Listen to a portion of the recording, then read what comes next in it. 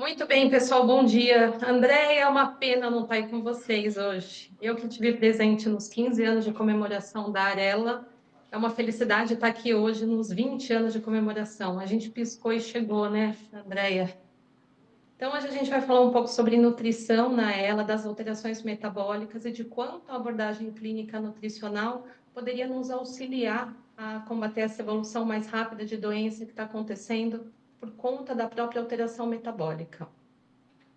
O que seria essa alteração metabólica? E aqui especificamente falando sobre o hipermetabolismo. A Andrea está me escrevendo que a gente não está se vendo.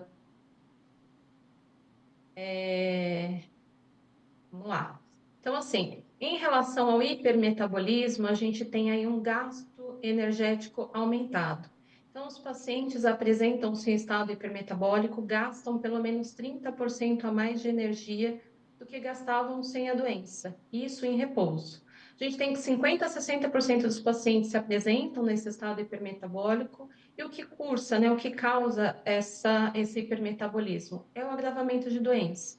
O paciente passa a perder peso de forma não intencional, fazendo com que a doença evolua de forma mais rápida. Dos motivos, das causas desse hipermetabolismo, nós podemos citar as câimbras e fasciculações, disfunção mitocondrial, alteração hormonal e na região do hipotálamo, desnervação de musculatura e o aumento do trabalho respiratório. E aqui vale sempre um ponto de observação. Para os pacientes que têm indicação do uso de ventilação não invasiva e não o fazem, isso por si só causa aí um impacto na questão nutricional. O paciente passa a perder peso. Então, daí a importância da indicação do uso dessa ventilação quando indicado. E aí, doutor Mário Emílio acabou de dizer, né? Acontece essa alteração metabólica? Em que momento isso acontece? É assim, Dr. Mário Emílio bem disse que as alterações acontecem muito antes, né? Quanto antes essas alterações do ponto de vista metabólico passa a acontecer? Passa a acontecer por esse estudo pelo menos 10 anos antes de qualquer alteração motora. Então, veja, pessoal, o quão importante é a gente tratar quando é possível, quando a gente tem um diagnóstico e a gente precisa o quanto antes fazer isso, porque a gente sabe que o paciente está perdendo peso e tem apresentado essa alteração metabólica 10 anos antes de qualquer sintoma motor. Sendo assim, qual seria o problema desse hipermetabolismo, né? Eu costumo dizer assim, as pessoas brigam o tempo todo com a balança, passam a brigar o tempo todo com a balança, e por que na ela isso seria um problema, né? Na ela, isso é um problema porque a gente tem visto que os pacientes que se apresentam em estado hipermetabólico têm uma doença evoluindo de forma mais rápida. Esse estudo nos mostra um risco de morte aumentado em 220% para os pacientes que se apresentavam em estado hipermetabólico. Quando a gente fala do paciente hipometabólico, comparando uma coisa aqui com a outra, a gente tem que os pacientes hipometabólicos têm isso por si só seria um fator preditor de melhor evolução. Então, quando os pacientes chegam no consultório e me dizem que não estão perdendo peso, o apetite está bom, enfim, qualquer coisa que comem ainda tende a ganhar peso, isso por si só é um fator preditivo de melhor evolução de doença. E aí, dando dados numéricos para a gente entender o quanto essa alteração metabólica impacta em evolução de doença, o que a gente tem hoje? Que cada 5% de peso perdido, a gente passa a ter um risco aumentado de 30% de óbito. Quando essa perda de peso passa de 5 para 10%, a gente tem um risco aumentado de óbito em 45%. Além disso, associada à perda de massa muscular. O paciente perde peso, perde massa muscular e a doença evolui tão mais rápido. Mas, quando a gente tem um ganho de gordura corporal, ganhar 2,5 kg de gordura traz um risco diminuído de morte de 10%. Então, veja, pessoal, quanto existe de alteração metabólica, o quão diferente é os nossos pacientes de qualquer outra população, né, do restante da população. E quando a gente pensa nessa gordura de região abdominal que os pacientes se preocupam tanto, essa gordura também tem sido vista como um fator preditor de sobrevida. Então, ninguém mais precisa se preocupar com essa gordura em região abdominal, pelo menos aqui do grupo de pacientes com ela. Então, não seria o metabolismo energético nela uma oportunidade pouco valorizada?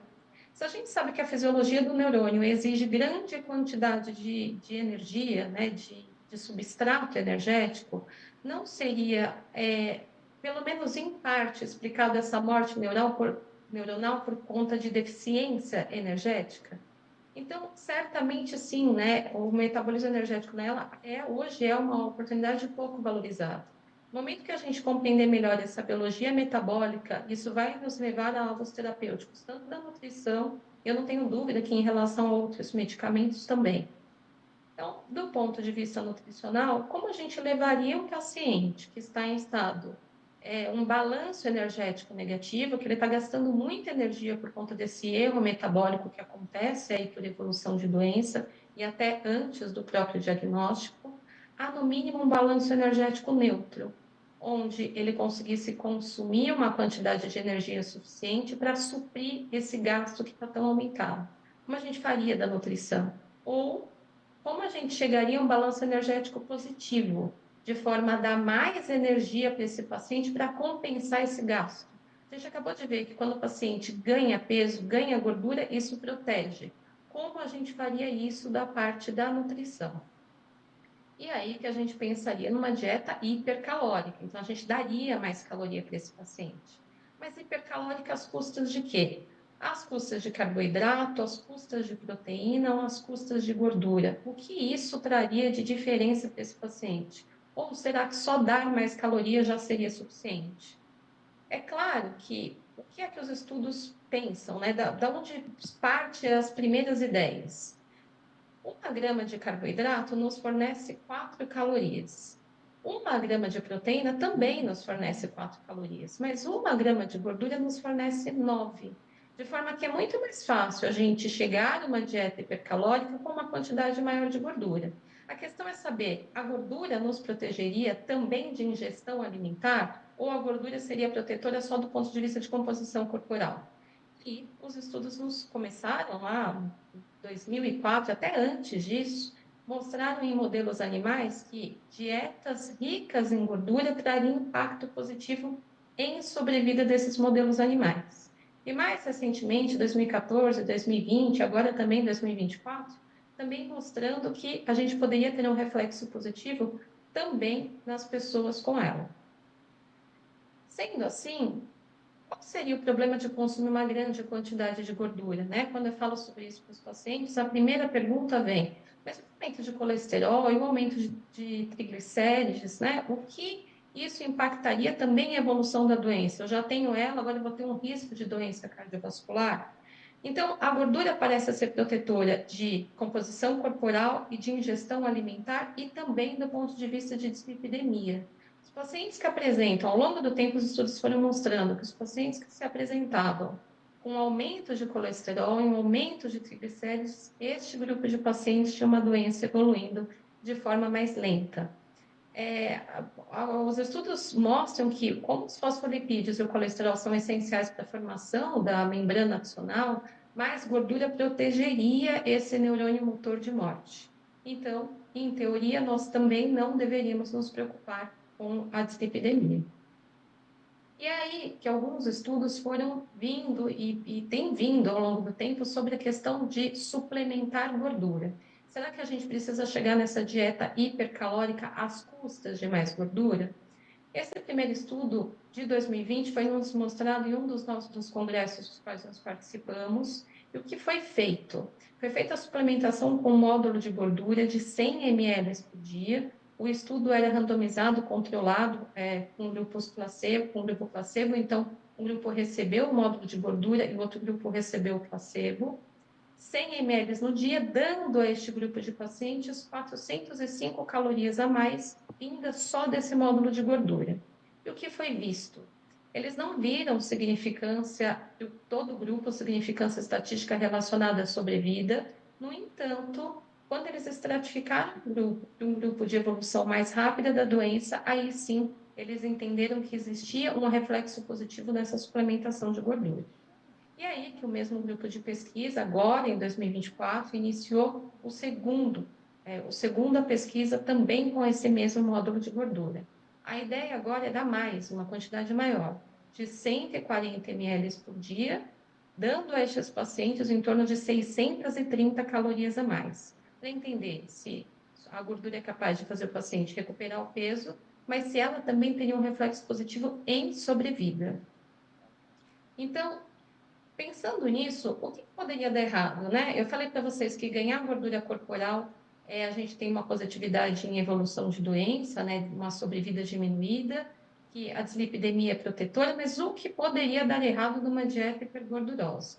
Vale lembrar, e eu sempre que falo sobre gordura, naturalmente os pacientes tendem a consumir uma quantidade maior de gordura vinda da alimentação. Mas com a evolução de doença, a gente tem um trato gastrointestinal para esse paciente ele atua de forma mais lentificada. Então, tem risco de dieta hipergordurosa? Tem. A gente tem risco. Tem risco de retardo de esvaziamento gástrico, de extensão abdominal, gerando aquela sensação de plenitude gástrica. Então, o paciente come mais gordura, mas também não consegue comer todo o resto que precisaria. Risco de refluxo e risco dos extremos intestinais. O paciente pode fazer tanto uma diarreia por diminuição mesmo de possibilidade de absorver toda essa gordura, ou uma constipação, porque o paciente faz uso de uma dieta rica em gordura, mas pobre em fibra, porque é isso, né? Não consegue consumir todo o resto que precisa. De forma prática, o aumento calórico via gordura deve ser feito de forma gradual, monitorada por um profissional e personalizada de acordo com cada evolução, cada paciente e com a sua tolerância digestiva. Então, da nutrição, nós indicamos em torno de 30% a 35% do valor energético total de gordura hoje. Lembrando que os estudos estão em andamento, a gente ainda não tem tanta certeza que dar mais gordura teria um impacto positivo em sobrevida, mas a gente até indica um pouco mais de gordura em casos específicos. E sobre proteína? Quanto de proteína, né? Uma outra pergunta que os pacientes acabam fazendo muito. Tem poucos estudos nos mostrando a quantidade exata de proteína que a gente deveria administrar para o paciente. Esse estudo nos mostrava que os pacientes que consumiam proteína, especificamente vinda de carne, tinham uma doença, quando consumida em estágio inicial, tinha uma doença acontecendo de forma mais lenta.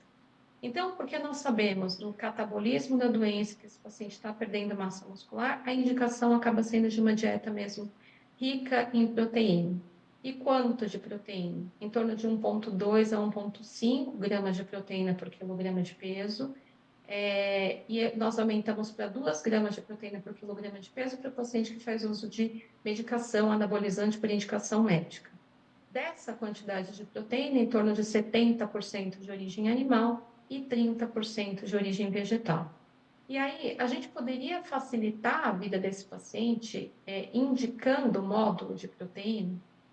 Todas as aulas eu reitero essa indicação, né? Que a gente não. Os pacientes me perguntam, Cris, o que que não pode, o que que eu não posso consumir de jeito nenhum? Então, não pode consumir de jeito nenhum módulo esportivo do tipo whey protein. Isso é o que não pode. Por que que não pode?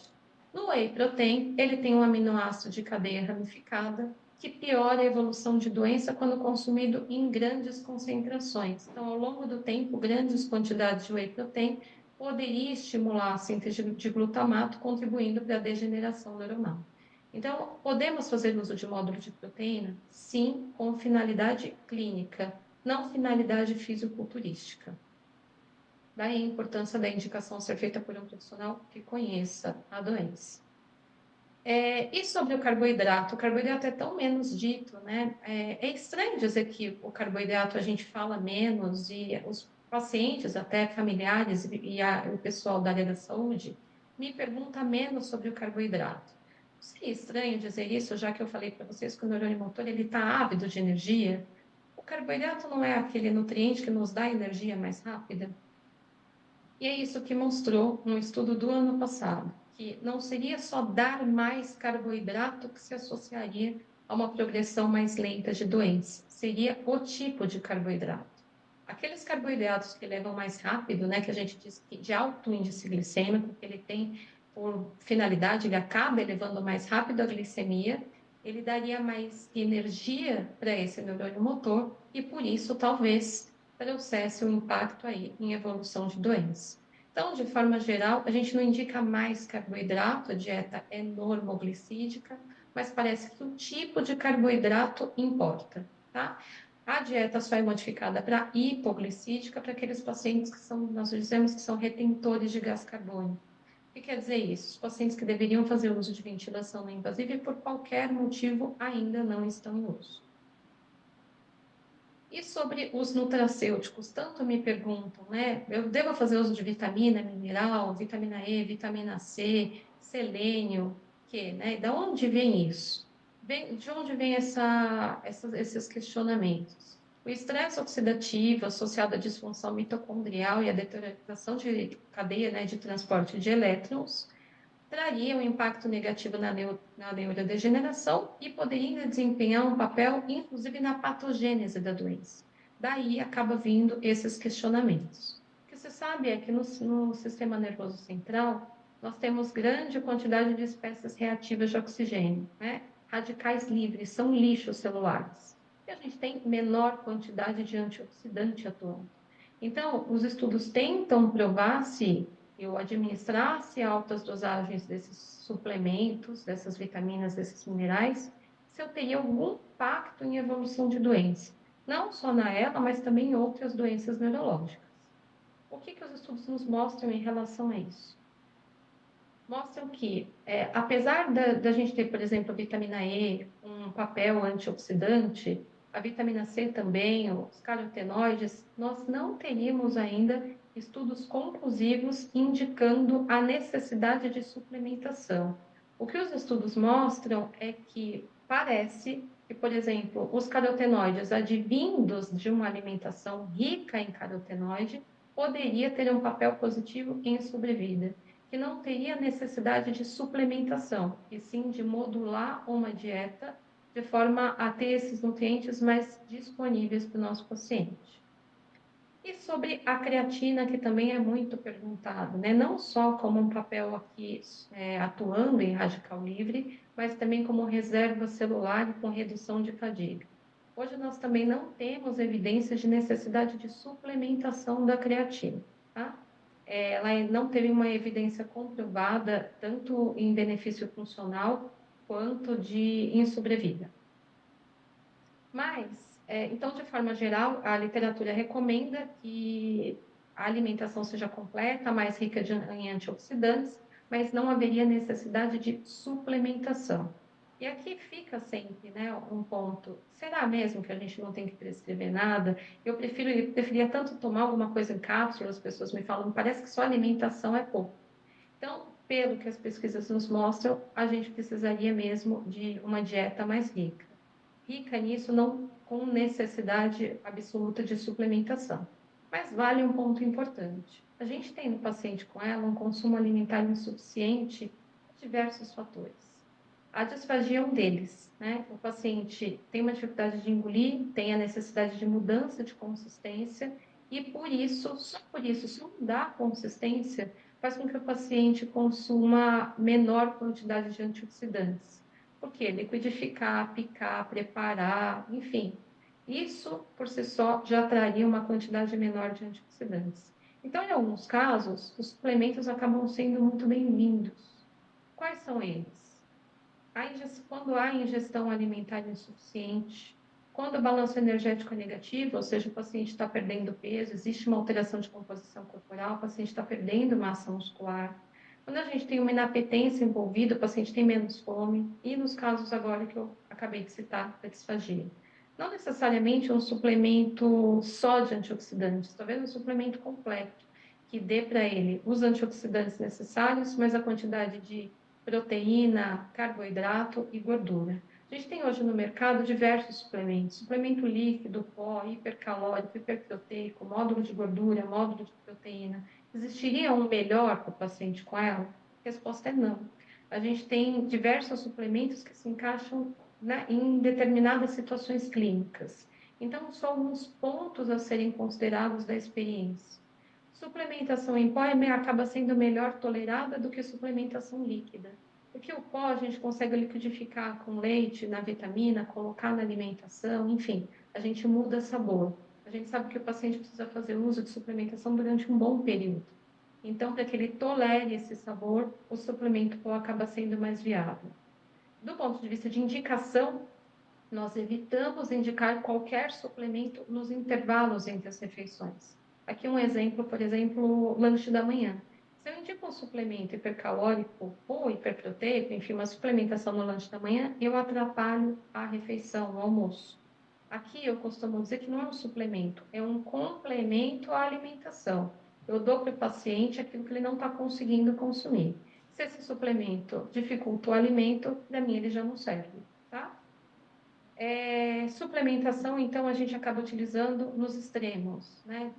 No de jejum e na ceia. Fazendo um panorama geral, hoje a gente tem que, do ponto de vista energético, para compensar essa alteração metabólica, a gente indica em torno de 30 calorias por quilograma de peso para o paciente compensado do ponto de vista respiratório, em ventilação espontânea. Para o paciente em uso de ventilação não invasiva, ele precisa de menos energia. Eu comecei essa aula falando sobre isso, sobre indicação da necessidade do uso da ventilação quando indicado. Aqui, quando ele faz uso, já tem uma compensação desse gasto energético, por isso a gente indica um pouco menos. Se esse paciente se apresenta em balanço energético positivo, ou seja, não está perdendo peso, a orientação é de uma dieta normocalórica, com mais proteína para manutenção do estado nutricional.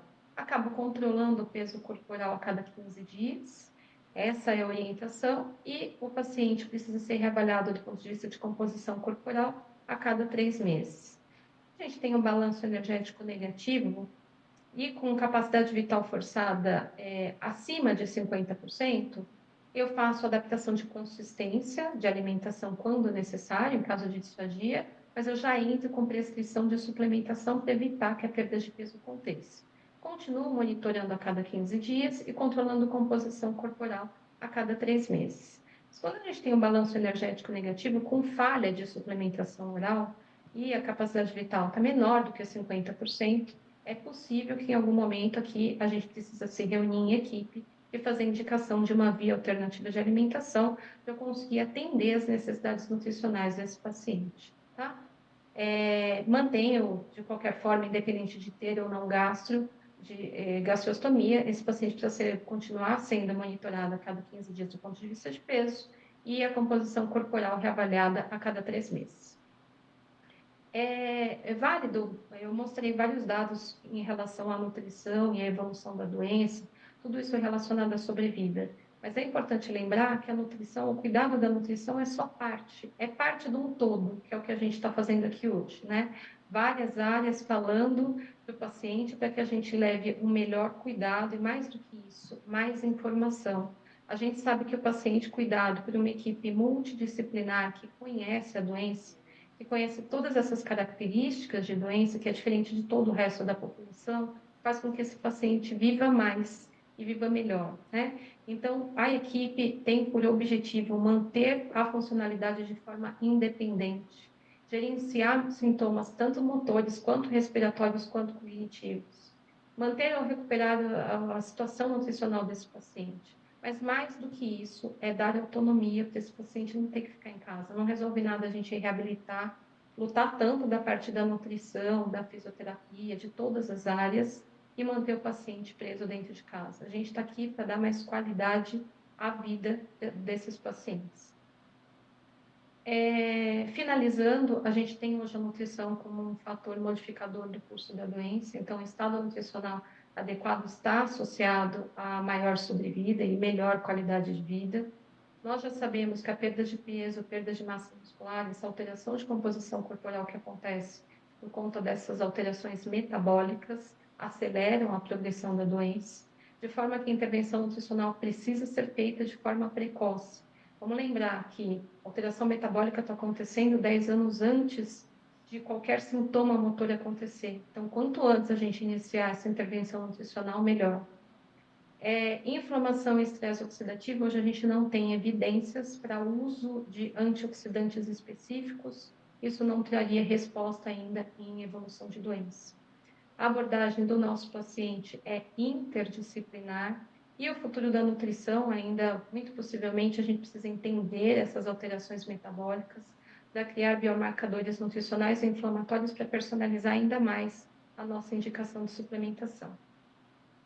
Quero agradecer mais uma vez pelo convite, parabenizar mais uma vez a Arela por esses 20 anos e que venham mais 20, né? Deixo aqui meus contatos, caso alguém tenha qualquer dúvida, e excelente evento para todos.